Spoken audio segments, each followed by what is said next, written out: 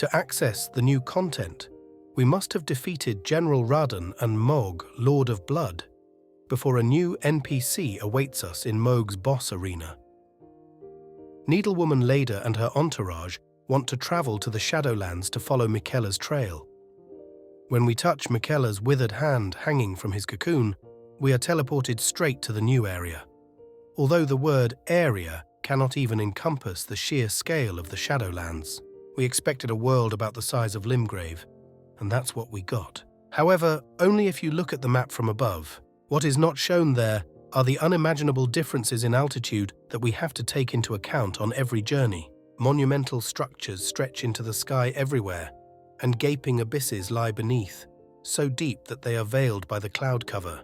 Shadow of the Erdtree constantly awakens the explorer in us, because every breathtaking panorama is full of structures that we absolutely want to see up close. In addition, the world offers a lot of visual variety. From the burial fields we are taken to a tower that rises into the sky. Off the main path we find the eerie abyss forest or the picturesque flower meadows of the hinterland.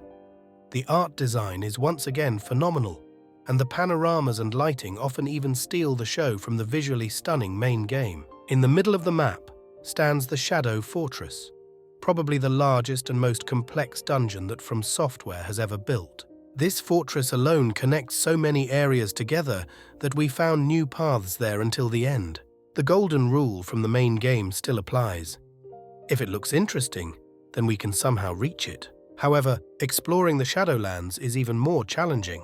Because the map barely takes into account the extremely rugged landscape, we sometimes spent hours looking for entrances, only to find them randomly much later and somewhere else. Losing sight of the actual goal and stumbling into completely new areas unannounced happens erfreulich oft and makes for great moments. To put it bluntly, the Shadowlands is the best and most complex area that Elden Ring has to offer, and thus a new peak of From Software's legendary world design. The high level of difficulty once again plays into the hands of the urge to explore. The Shadowlands has a new progression system in place to prevent us from rushing to the new bosses and pulverizing them with our endgame builds. The bigwigs have sometimes enormous life bars, and to compensate for that, we can find Skadubum fragments and revered spirit ashes in the game world. The former increase attack and defense, the latter strengthen our AI spirits. The glowing crosses where Miquella left parts of his body are a safe, but by no means the only source of these upgrades. We also find them hidden in dungeons or on the corpses of particularly strong enemies. The gain in power is clearly noticeable, so it's always a good idea to search the area before a boss fight. In addition, there is of course a mountain of new equipment to be found, including completely new weapon classes. Light great swords, for example, combine the best properties of cutting and thrusting weapons and are perfect for the high speed of boss fights. The same applies to backhand blades and throwing daggers. Those who like to duel with their fists will be happy about bandages and gloves with a martial arts moveset. Perfume bottles let us quickly spray elemental damage. In addition, there are many new additions to the wardrobe that not only enrich the fashion game, but often also directly affect our build. The Rakshasa armor, for example, lets us deal more damage, but also take more, while the Death Knight set strengthens a certain school of incantations. There are also upgrades for existing talismans, as well as completely new ones with fresh effects. For example, there is a talisman that strengthens attacks if we haven't changed our stance in a while. Another one makes us briefly more powerful as soon as our spirit companion gives up the, ghost. New equipment and fragments put a big grin on our faces on many exploration trips, but in many places we are also only fed with upgrade materials. Players who are ready for the expansion can usually buy as many of these materials as they want. It seems a bit strange how often we get low-level smithing stones as a reward. Fortunately, there are also plenty of ancient smithing stones waiting to be discovered by us. We can generously bring our new favorite weapons to the maximum level with them.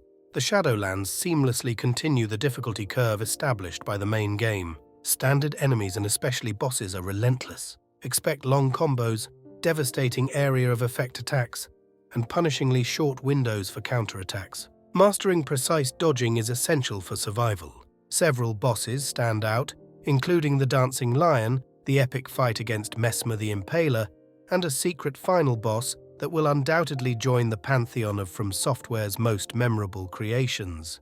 This boss fight utilizes an entire area for its spectacle, making it an unforgettable encounter. Unlike the main game, only half of the major bosses are mandatory. The other half are cleverly hidden throughout the Shadowlands, making their discovery and defeat all the more rewarding. However, the final boss pushes the difficulty a bit too far. With its absurd attack spam in the second phase, it might feel like an exercise in frustration for some players, especially those playing solo with melee builds. On the positive side, the expansion thankfully avoids some of the less enjoyable boss encounters from the main game, like the Godskin Duo or the Twin Gargoyles. Shadow of the Erdtree focuses on fast-paced one-on-one duels that, while challenging, mostly strike a good balance.